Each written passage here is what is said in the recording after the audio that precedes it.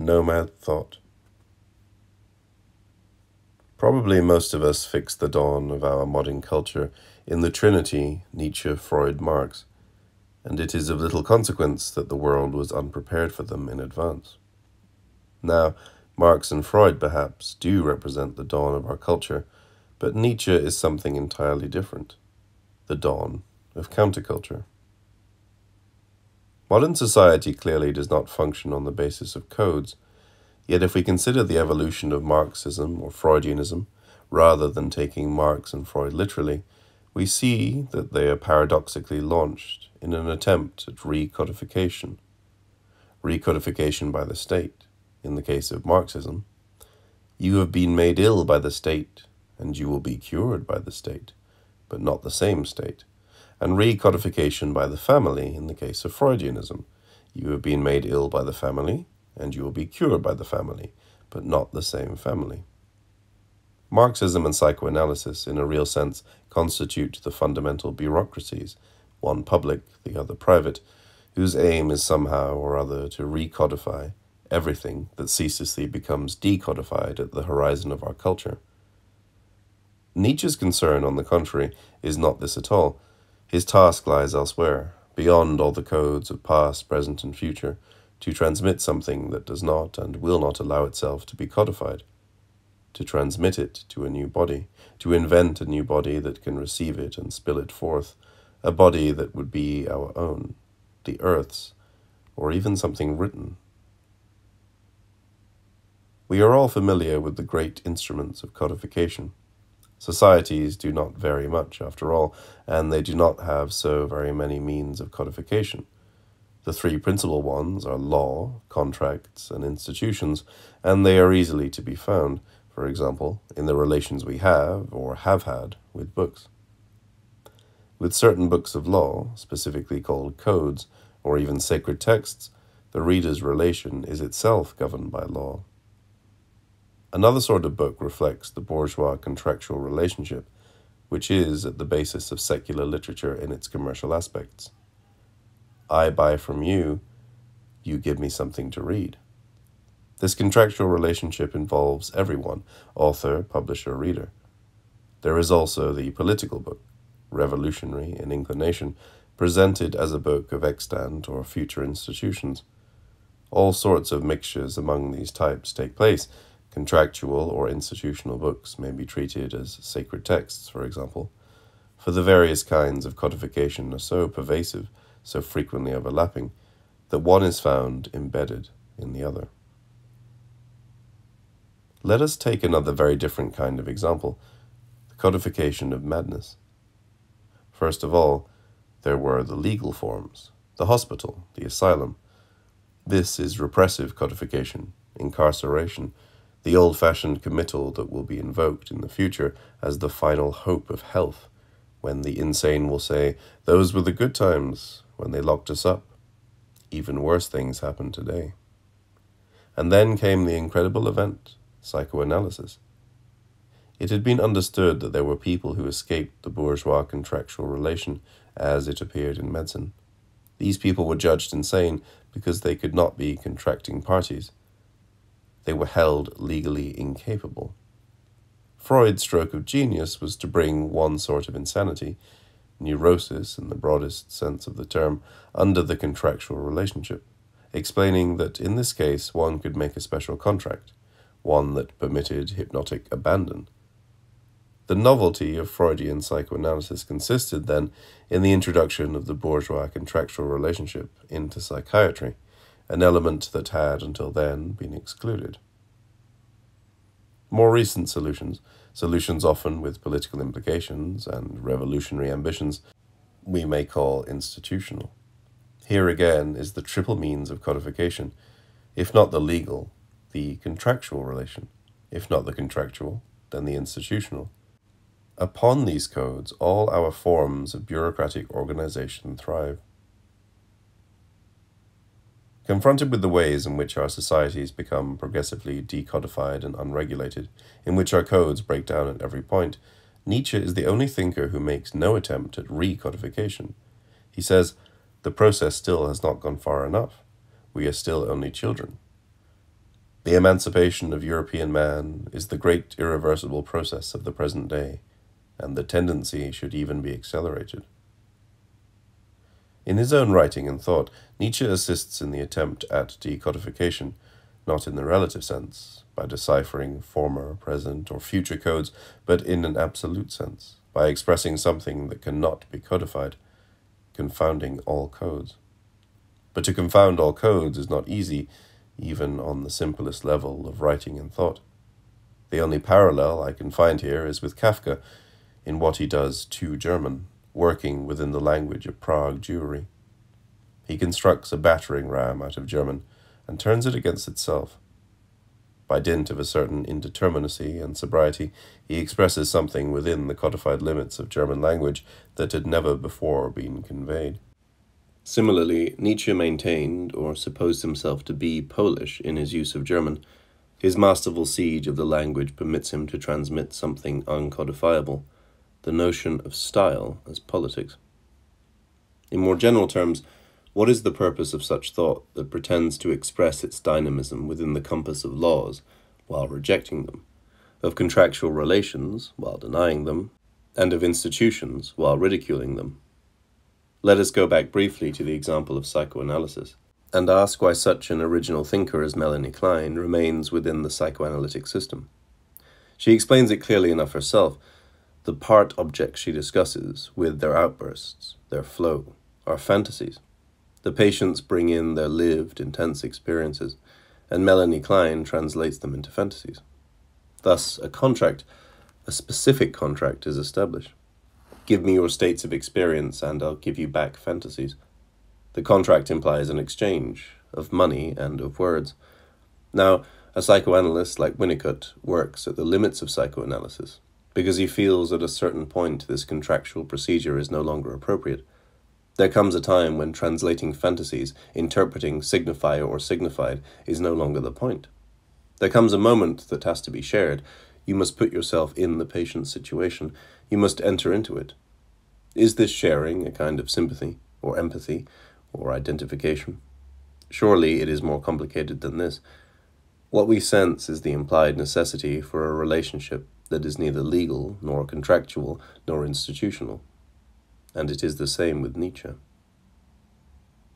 We read an aphorism or a poem by Zarathustra, but materially and formally, texts like these cannot be understood in terms of the creation or application of the law, or the offer of a contractual relation, or the establishment of an institution. The only conceivable key, perhaps, would be in the concept of embarkation. Here there is something Pascalian that controverts Pascal. We embark then in a kind of raft of the Medusa. Bombs fall all around the raft as it drifts toward icy subterranean streams or toward torrid rivers, the Orinoco, the Amazon. The passengers row together. They are not supposed to like one another. They fight with one another. They eat one another. To row together is to share something beyond law, contract, or institution. It is a period of drifting, of deterritorialization.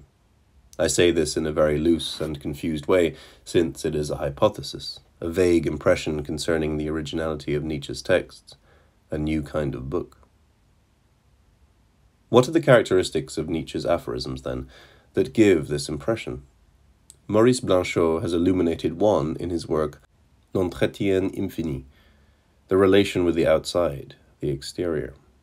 Opening one of Nietzsche's books at random, you have the almost novel experience of not continuing on by way of an interiority, whether this be called the inner soul of consciousness, or the inner essence or concept, that is, what has always served as the guiding principle of philosophy. It is characteristic of philosophical writing that relations with an exterior are always mediated and dissolved by an interior, and this process always takes place within some given interiority. Nietzsche, on the contrary, grounds his thought, his writing, on an immediate relation with the outside, the exterior. Like any handsome painting or drawing, an aphorism is framed, but at what point does it become handsome? From the moment one knows and feels that the movement, the framed line, comes from without, that it does not begin within the limits of the frame. It began beneath or beside the frame, and traverses the frame. As in Godard's film, one paints the painting with the wall. Far from being the delimitation of a pictorial surface, the frame immediately relates this surface to an outside. Now, to hang thought on the outside is what philosophers have literally never done, even when they spoke about, for example, politics, even when they treated such subjects as walking or fresh air. It is not sufficient to talk about fresh air or the outdoors in order to suspend thought directly and immediately upon the outside. They come like fate, without reason, consideration, or pretext. They appear as lightning appears, too terrible, too sudden, too convincing, too different even to be hated. So runs Nietzsche's celebrated text on the founders of the state, those artists with the look of bronze. One is irresistibly reminded of Kafka's Great Wall of China. It is impossible to understand how they have gotten through all the way to the capital, which is so far from the border. However, they are here, and each morning their number seems to grow. To talk with them, impossible. They don't know our language. Even their horses are carnivorous. In any case, we can say that such texts are traversed by a movement that comes from without, that does not begin on the page, nor on the preceding pages, that is not bounded by the frame of the book. It is entirely different from the imaginary movement of representation or the abstract movement of concepts that habitually takes place among words and within the mind of the reader. Something leaps up from the book and enters a region completely exterior to it. And this, I believe, is the warrant for legitimately misunderstanding the whole of Nietzsche's work. An aphorism is an amalgam of forces that are always held apart from one another. An aphorism means nothing, signifies nothing, and is no more a signifier than a signified. Were it not so, the interiority of the text would remain undisturbed. An aphorism is a play of forces, the most recent of which, the latest, the newest, and provisionally the final force, is always the most exterior. Nietzsche puts this very clearly. If you want to know what I mean, then find the force that gives a new sense to what I say, and hang the text upon it. Following this approach, there is no problem of interpreting Nietzsche. There are only mechanical problems of plotting out his text, of trying to establish which exterior force actually enables the text to transmit, say, a current of energy. At this point, we encounter the problems posed by those texts of Nietzsche that have a fascist or anti-Semitic resonance. We should first recognize here that Nietzsche nourished and still nourishes a great many young fascists. There was a time when it was important to show that Nietzsche had been misappropriated and completely deformed by the fascists. Wahl, Bataille, and Klossowski did this in the review Asifal. But today this is no longer necessary. We need not argue Nietzsche at the level of textual analysis, not because we cannot dispute at that level, but because dispute is no longer worthwhile. Instead, the problem takes the shape of finding, assessing, and assembling the exterior forces that give a sense of liberation, a sense of exteriority to each various phrase. The revolutionary character of Nietzsche's thought becomes apparent at the level of method. It is his method that makes Nietzsche's text into something not to be characterized in itself as fascist, bourgeois, or revolutionary, but to be regarded as an exterior field where fascist, bourgeois, and revolutionary forces meet head-on. If we pose the problem this way, the response, conforming to Nietzsche's method, would be find the revolutionary force. The problem is always to detect the new forces that come from without, that traverse and cut across the Nietzschean text within the framework of the aphorism. The legitimate misunderstanding here, then, would be to treat the aphorism as a phenomenon, one that waits for new forces to come and subdue it, or to make it work, or even to make it explode. In addition to its relation to the exterior, the aphorism has an intensive relation.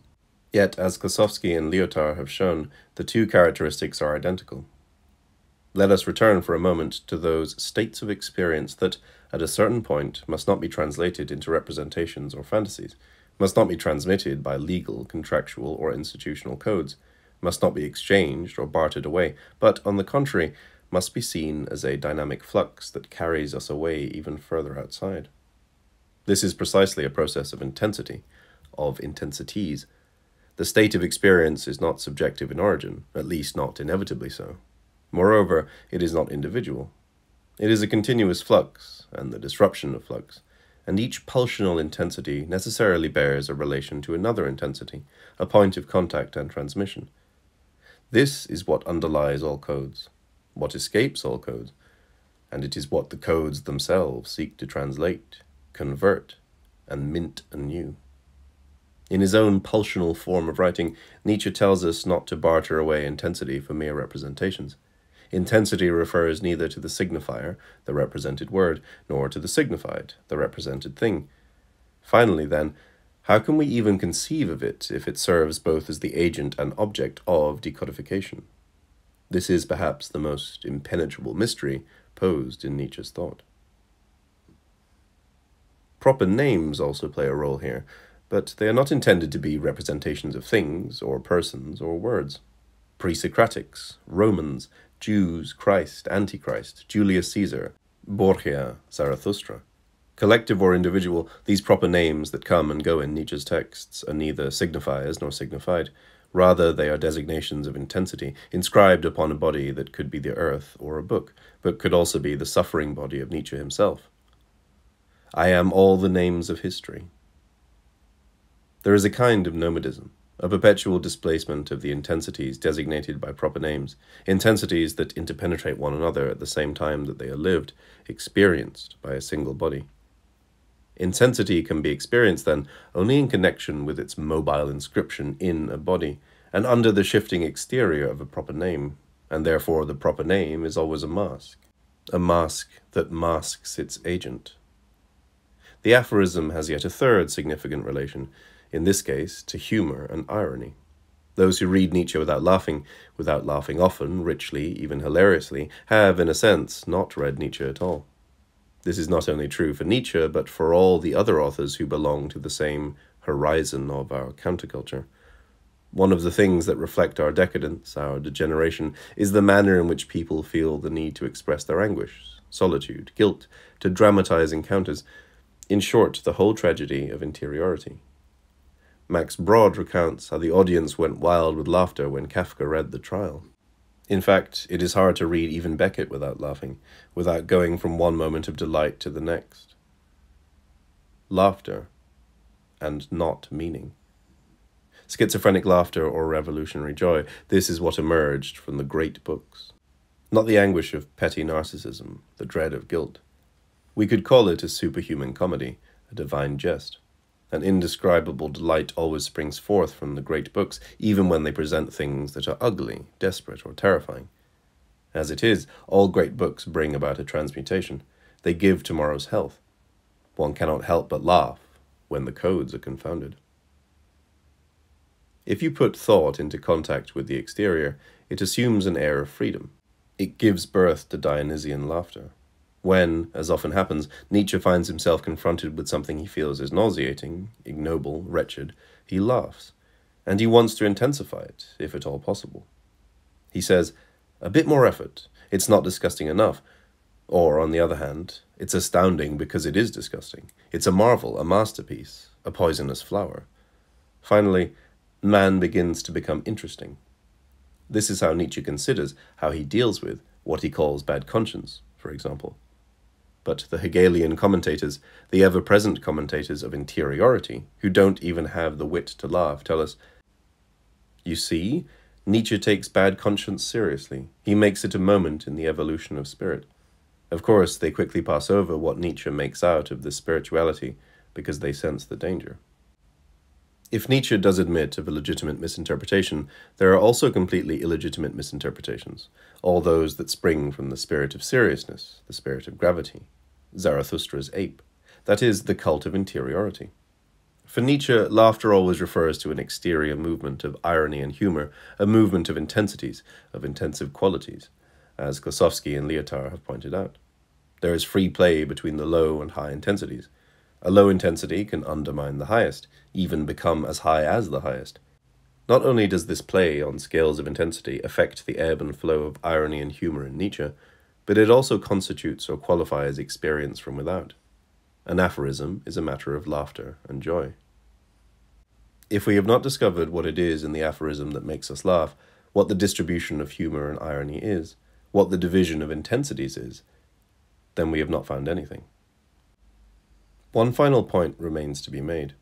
Let us go back to that grand passage in the genealogy of morals about the founders of empires. There we encounter men of Asiatic production, so to speak, On a base of primitive rural communities, these despots construct their imperial machines that codify everything to excess.